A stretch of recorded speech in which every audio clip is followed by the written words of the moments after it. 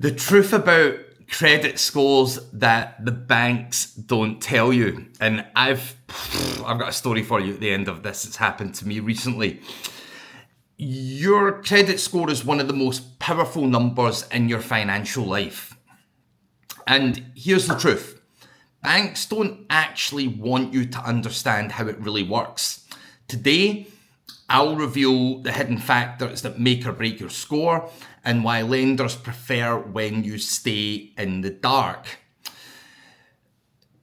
So let's go back a little bit. And why do we have credit ratings? Like, besides the obvious, credit scores were designed to measure risk, not, and again, I'm going to repeat this, not your financial intelligence. The system benefits lenders first and borrowers second. And that's why so many people with good jobs still get punished with bad credit. Banks love people who carry balances. That's profit. So keeping utilization low, below 30%, or even below 10% has a huge impact. What I mean with credit utilization is, let's say I've got a credit limit of $10,000, yeah, and every month I'm spending on my credit card 50-60% of that. That's not good. What you want to be doing is you want to be keeping your credit utilization, maybe using 30% of that, or even better, 10% of what your overall credit is available. The same person with a 10K limit and an 8K balance, bad score, versus someone with a 1K balance, good score. So that's a very brief overview. And again, I'll share my story soon. Another one is closing accounts can hurt you. People think fewer cards, the better. That's wrong. Closing old accounts actually cuts your credit history length and available credit. Banks won't tell you that because they profit if you churn cards, but that's a really important one to remember, because you'll see a lot zero interest balance transfers. That means you can transfer one balance to another credit provider and you get a grace period where you don't pay interest on that. That may seem attractive and sometimes it may be really necessary, but it ain't one of the best things to do, as for the reasons I just mentioned. Another one is your score is designed to keep you borrowing. Having no debt isn't rewarded. Systems favor people who borrow and repay consistently, not those who avoid credit. So the old never a borrower, never a lender be, yeah, it's sound advice, but it really depends on the context. Cash-only spenders are basically invisible to banks. The system literally punishes financial discipline, which is staggering.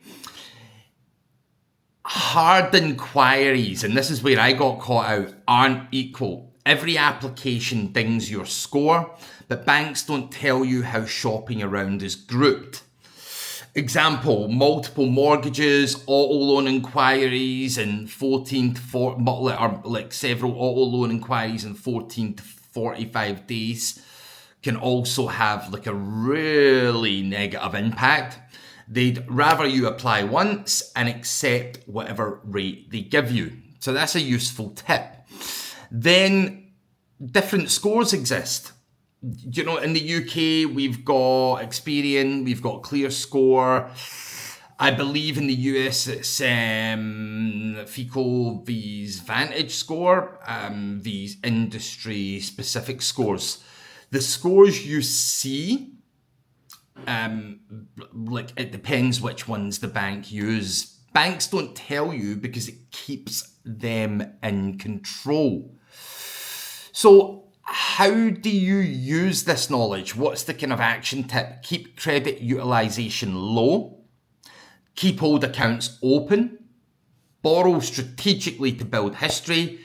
Check your credit reports yearly, and don't play the game the bank wants. Play it smart so you get approved at the lowest rate possible, and they make less off you. And I mean, to recap, credit scores weren't built to help you win. They were built they were built to help lenders profit. But now you know the truth. You can flip the system in your favor. And I recently, I've been very disciplined about my credit rating. I've built it up over many years, and I recently saw a new laptop offered, very high spec, and it was offered at 0% interest over several months.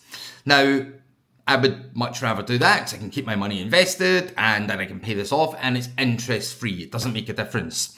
Now, here's where I'm super annoyed at myself, right? But I applied for that. I got accepted. I missed the phone call because I was traveling, and it ended up, I got a letter through, and it was too late because I'd been traveling, that I had to reply and accept the credit within a certain time. And it ended up dropping my score by, about 50 points. So I'm kind of, I'm a bit mad about that. It's not a huge deal. It's recoverable. Everything else I follow. So yeah, keep that in mind. Hopefully you find this useful. If you do, hit the follow, hit the subscribe. Let me know if you have any questions. Email at info@expatmoneychat, or drop comments in the comment section. Thanks for watching. Cheers.